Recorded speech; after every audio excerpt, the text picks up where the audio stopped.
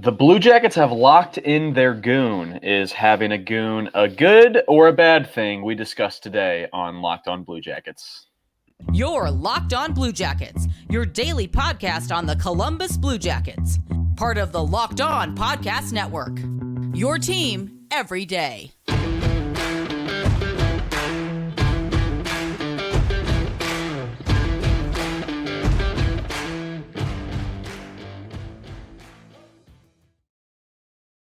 On Podcast Network, your team every day. I'm your host, Hayden Houshorn, and with me is my co-host, Jay Foster. We're here to talk about the good, the bad, and the ugly of your favorite team and ours, the CBJ. Before we get started, we want to thank you for making this your first listen every day. Locked On Blue Jackets is free and available on all podcast platforms, YouTube, and the SiriusXM app. Today, we're going to be talking about Mathieu Olivier. He was a guy that the Jackets traded for from Nashville just an off season ago. I think this last year was his first year with Columbus, and he needed a new deal, and the Blue Jackets signed him to a 2-year deal worth $2.2 million. He'll be getting $1.1 million a year. And Jay, you and I feel differently about these types of players. I'm more of an old school guy when it comes to this kind of stuff. I still think there is room for guys who are willing to drop the gloves. And personally, I believe that Mathieu Olivier is the best of the best when it comes to dropping the gloves. When you heard $1.1 million for Mathieu Olivier, your thoughts were what? I mean, so first off, I just want to clarify that I don't think he's a goon necessarily. People are going to get mad in the comments about that. I don't think he's a goon necessarily. I do think he has value on this team.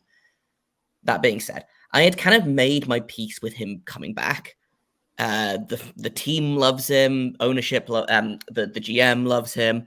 Like he does fulfill a role on this team that really no one else on the team does. I don't think.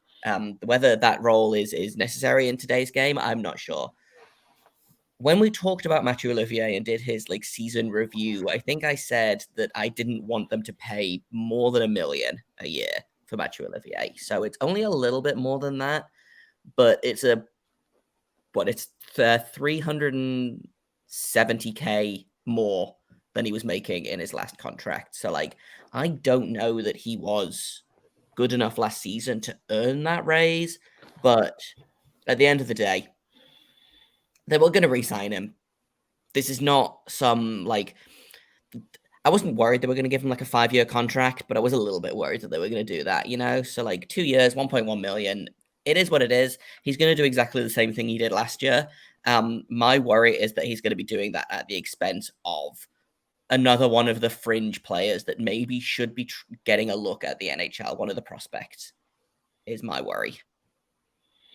Yeah, that's completely fair. I mean, the Blue Jackets have had plenty of prospects that they're trying to get in the mix. We know that they are kind of short on room in terms of that. And Mathieu Olivier is not a guy that's going to light it up, or at least he's not the guy that has the ceiling that you would like him to have.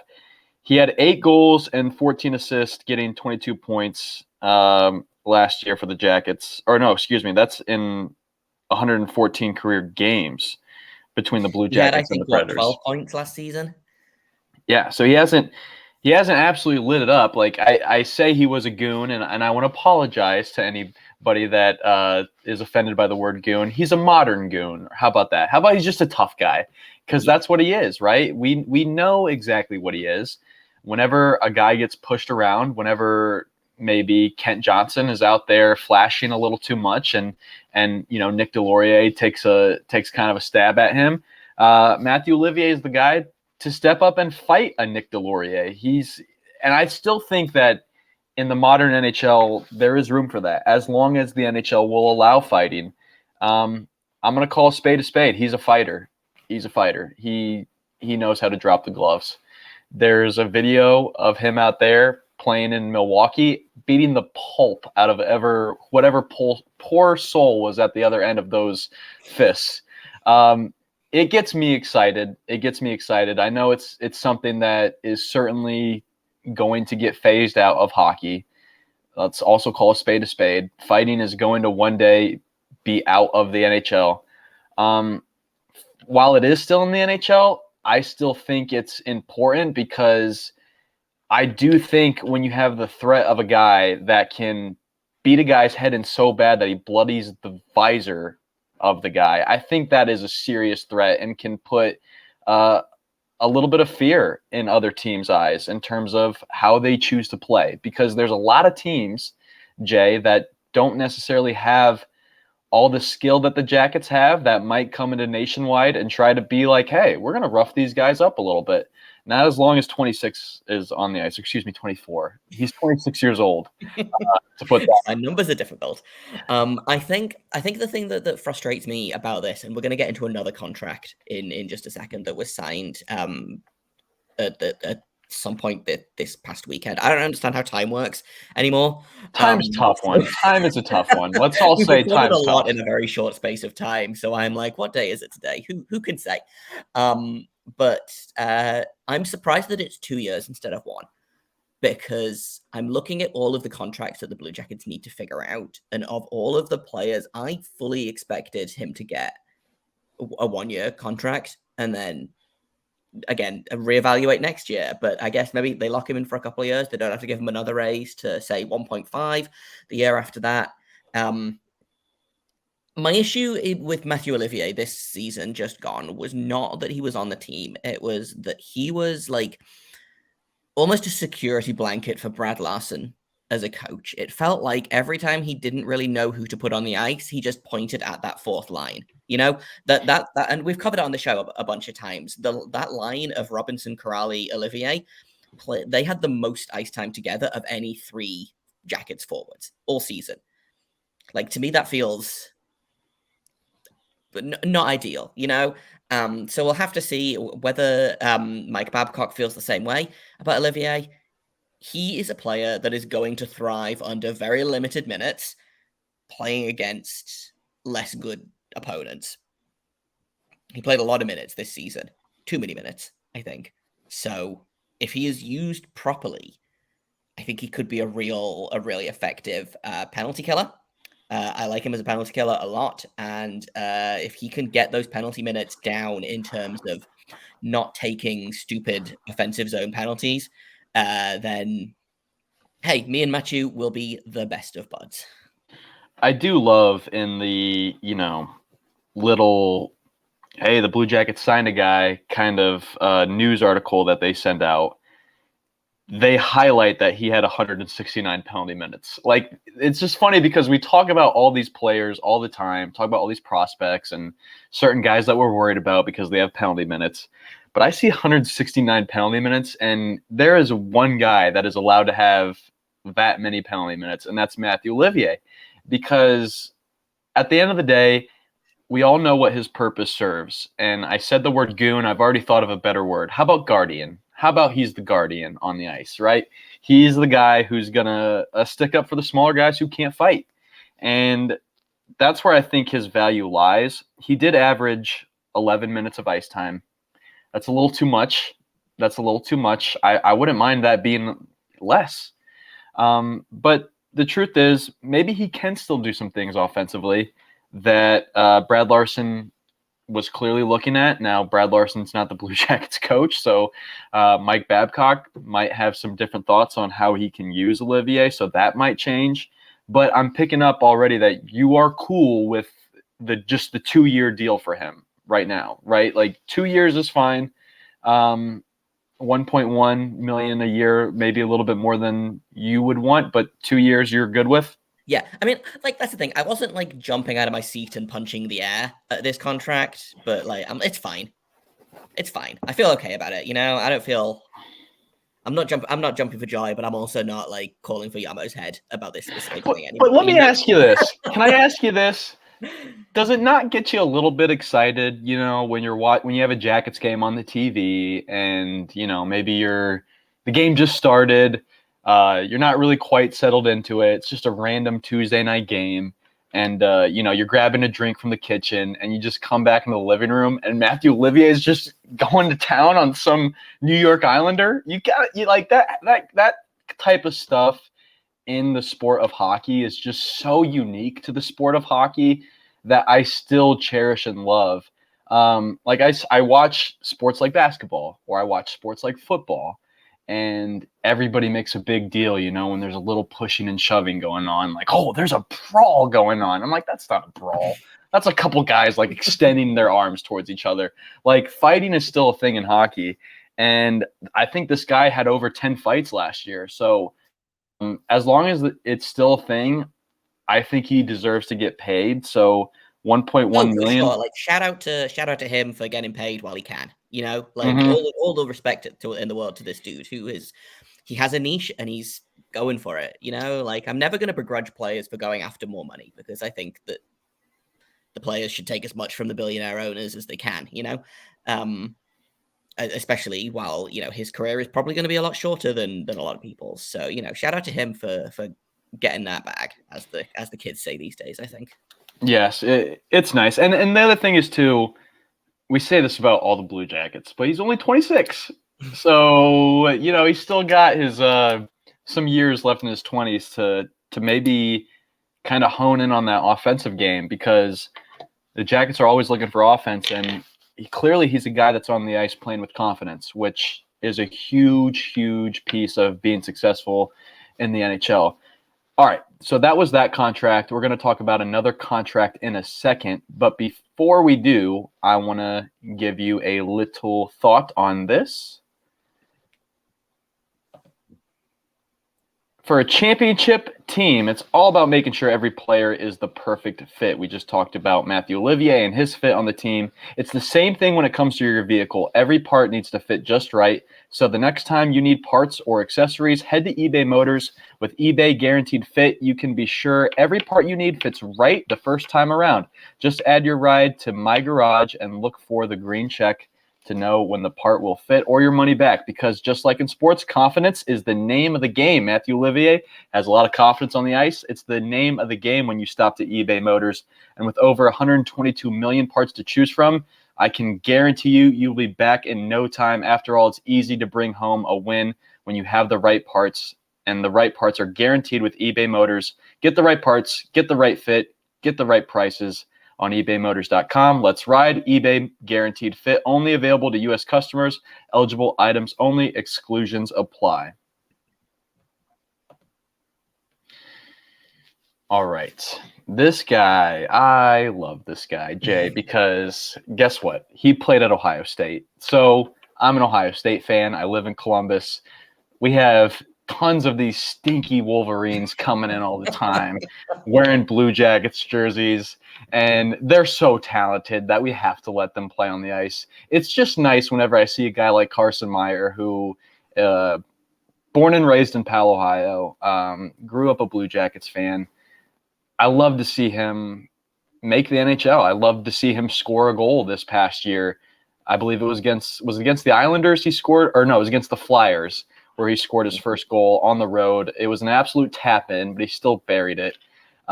He's got a long history of some health issues, but he's battled through that, and here he is at 25 years old, getting games for his hometown team, and he just signed a deal worth 1 year, $775K in the NHL.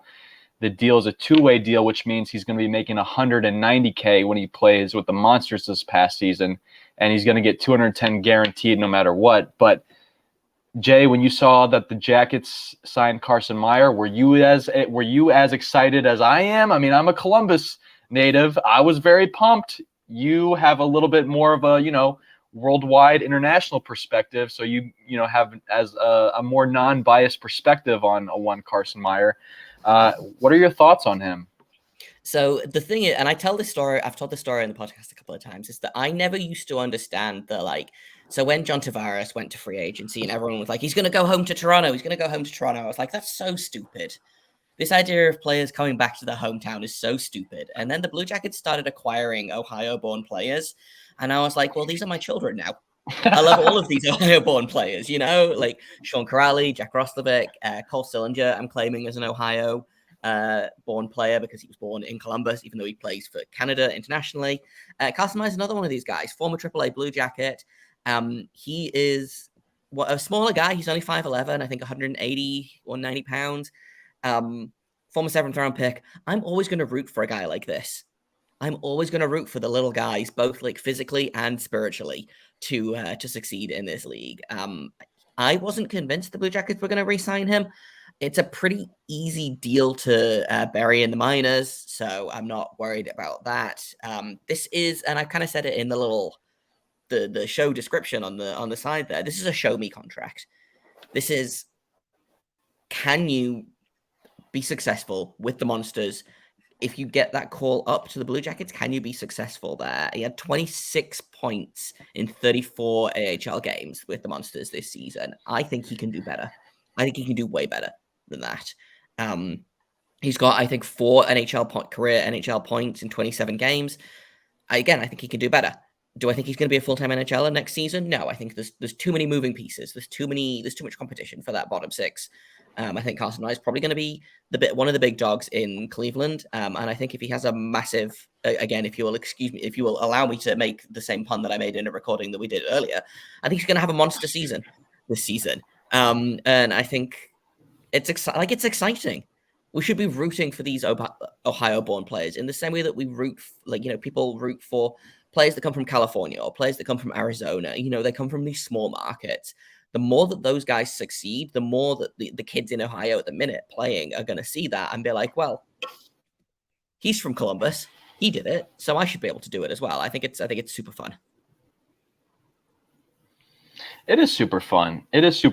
And I don't know if other Blue Jackets fans feel this way, but there's just that, I guess, that idea in the back of their head that, Game 7 of the Stanley Cup Final, they're going to put that extra mile in because they're playing for the Blue Jackets. It's other players at the end of the day, they're not really playing for the jersey that's on their back. They're playing to make money. But for the hometown guys, they know what that team means to the city more than anybody else. And so you just think that they're going to put that extra mile in. And sometimes that elevates them. And I think it has elevated Carson Meyer in this case because when he has been on the ice, he hasn't done damage, as you just said. What, 4 points in like 27 games? 27 games, yeah. And his first goal was 2 years ago, by the way. I misspoke on that. I know some people think I don't know puck just because I can't rattle off when Carson Meyer scored his first NHL goal right off the top of my head. Sorry. These last couple of years of the Brad Larson show in my head have just been 1 year that I'm just kind of just trying to turn into 0 years. Horrible, yeah. Yeah. Yeah. As much as I love Brad Larson, great guy. But I think Carson Meyer does play with that extra bounce in him. I've seen it. I've seen it when I've gone to Nationwide. I can tell when you're in person watching him. He's focused. He wants to do well. Has it translated? No, but he's only 25. And I love doing that about Blue Jackets players, but it's true. He is only 25. He has some time to grow. And we keep saying that about all these guys, but the truth is one of them has to turn into a pro.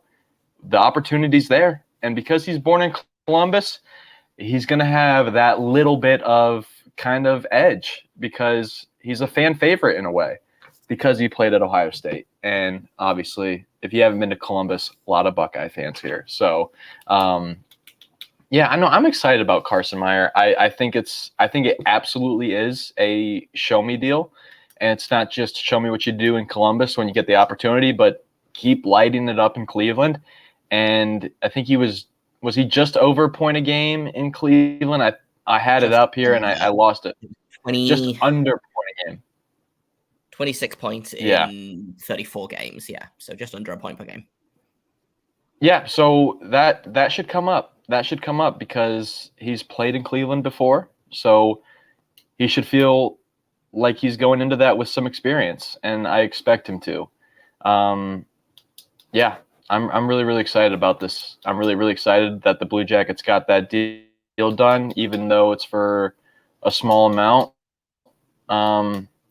And does he have a chance at being a full-timer here in the long term? I don't know, just because there's so many players at that right wing. Bemstrom, Marchenko, Chinikov. Like, there's so many guys that you could just throw in at that winger. It's not a great situation for him when it comes to that. But Nonetheless, it's a guy that the Jackets have signed. $770K this year when he plays in the NHL, $190K when he plays with the Monsters. I'd say that's pretty good money even for somebody from Powell, Ohio, which I love people from Powell, Ohio, but that is a affluent you're gonna get area people. with You're gonna get two. people from Powell, Ohio, mad at us. Oh, they know. Oh, no, they know. Don't trust me. Trust me, Jay. The people from Powell, Ohio, they know. So, all right, we're going to take another pause. When we come back, we'll talk about who else the Jackets need to possibly re-sign.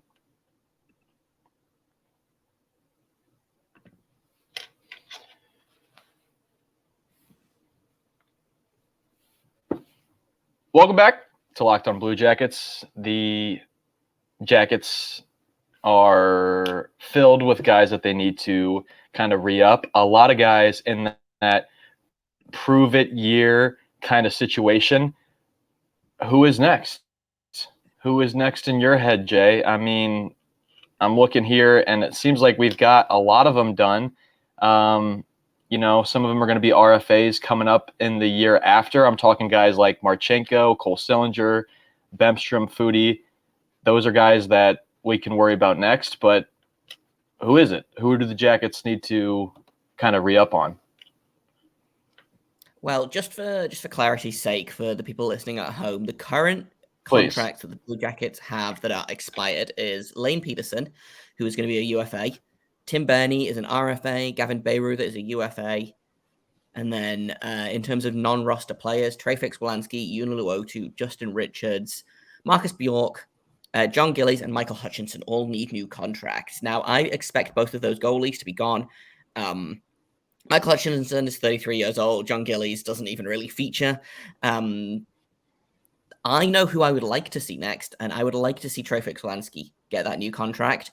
I think the next contract extension might be Tim Burney, who I really liked this season. I thought he did really well in, again, way more minutes than he should be playing as a rookie, playing in difficult situations. I don't know that Goodbranson was the best partner for him to learn from, but that was the partner that he had, and I think he did a pretty decent job. This is not to say that Erik Goodbranson is bad, just to, again, trying to get out in front of that. I wonder if there was a more suitable de-pairing that could have happened there. So I think Tim Burney is going to be the next contract sign. I think he's earned it at this point, but I would really, really like to see Treyfix Wolanski get a contract. Yeah, and probably something similar to Carson Meyer, if not a little bit more, as he had a very, very good year with the Monsters this past year, led the team in points. He should be getting around $900K, I believe. I think that would be fair for him when he plays in the NHL, maybe around $200K when he plays for the Monsters. That's a great landing spot. You're a big Tim Burney guy, and that's cool. I didn't see a tons of things in Tim Burney that I necessarily liked. I didn't see necessarily a lot of things that I disliked, but if the Blue Jackets can sign him for cheap, keep him around, that's great. Maybe on a two-way contract as well where he can play with the Monsters a little bit. That's also great. Yeah, I would love to see that. You're out on Gillies. Didn't see anything from Gillies that you liked. That's fine. I didn't either. He's an AHL goalie that they got. I think, did they get him from Arizona in the Jake Voracek trade? Or did they get him? No, they got Michael Hutchinson from Vegas, and they got John Gillies from Arizona. And it was very much a case of, we need literal bodies, because I believe Tarasov finished the year hurt. Elvis got hurt near the end there. Korpisalo was missing.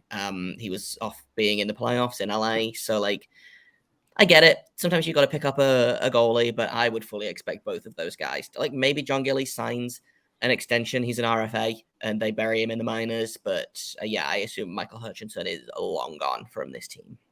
Yeah. Justin Richards is a guy who is a UFA as well. He's another name out there who would also be in that category of guys looking for a prove-it kind of contract. I don't think he would be anything more than what Carson Meyer gets, probably even less. But to be completely honest, I just don't know how many of these contracts the Jackets can afford to give out. If they can give him a a small contract similar to what Carson Meyer. I'd like to see that too, because I think there's still something there with Justin Richards that I like. Yeah, so the Blue Jackets have $4.7 million in cap space. They currently have 13 forwards, 6 defensemen, and 2 goalies under that. Plus Werenski, Bean, and Danforth, who are all on IR. But I believe that all counts towards the cap right now. I should have double-checked that. Yes, it does. So they have some cap space. I would be very surprised if they didn't re-sign basically all of these dudes. So like Treyfix Wolanski, Marcus Bjork, Tim Bernie, I assume we're all going to get re-signed. They're all RFAs. Also, I misspoke. John Gillies is a UFA, not an RFA, so I also expect him to be gone. In terms of UFAs, Richards, Uniluotu, Gavin Bayreuther, and Lane Peterson are all guys that I would... Maybe you keep one or two of those guys. I would expect all the RFAs to come back. I would expect maybe one or two of the UFAs to come back, whether that's Richards and Luotu. I don't know, but I wouldn't be the most upset if I saw Gavin Bayreuther leave. He just wasn't a guy that stuck out to me really more than any of the other defensemen that they had in there. He kind of is the defenseman of the Brad Larson era when I think of just how that kind of all unfolded with the Kraken coming to the mix, him getting picked up by the Kraken, and then him coming back, and just all that crap. He's going to be 29, or he is 29 right now. So, yeah, I don't know. I wouldn't be upset if the Blue Jackets didn't sign him, especially with all the defensemen that they have coming in, and Provorov and Severson. Yeah, it's kind of becoming a stacked room. He's going to be the odd man out, which I'm fine with. I liked him a lot when he was with the Monsters a few seasons back, but I don't think he ever managed to figure out the jump to the NHL. And then again, he was kind of a victim of playing above his station. Like again, he would be a guy that I would be fine with in that 7th defenseman role, but I think there are other guys that they can get for cheaper. And he's probably going to go somewhere else and get a similar contract from someone with probably a little more cap space. He can play both sides, so that gives him versatility. But yeah, I'm not going to be like weeping in the streets if Gavin Bayreuther walks on July 1st. Yeah, neither am I. And honestly, at that age, if you can grab a deal over $1 million somehow from somebody based off your experience in the NHL that you have, that would be absolutely phenomenal for him. I wouldn't shame a team for doing it either. Maybe he didn't shine in the Jackets system because, to be honest, the Jackets had a bad team the last 2 years. So he could go on to somewhere else and absolutely flourish. I wouldn't be surprised by that necessarily either. But yeah, that's all we have for you guys today. It was a fun conversation. Tomorrow, we're going to be doing a season review for a player that I love. No, sorry. Tomorrow is the prospect stuff with Josh Rosa.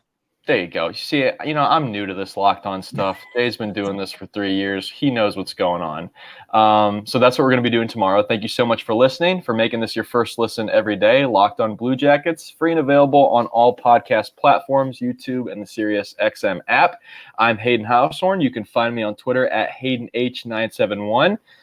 A lot of tweets of me complaining about my life lately in funny ways, I promise you. You can follow Jay on Twitter at _Jacob Foster. That's Jacob with a K. Foster, throw an R after the O there.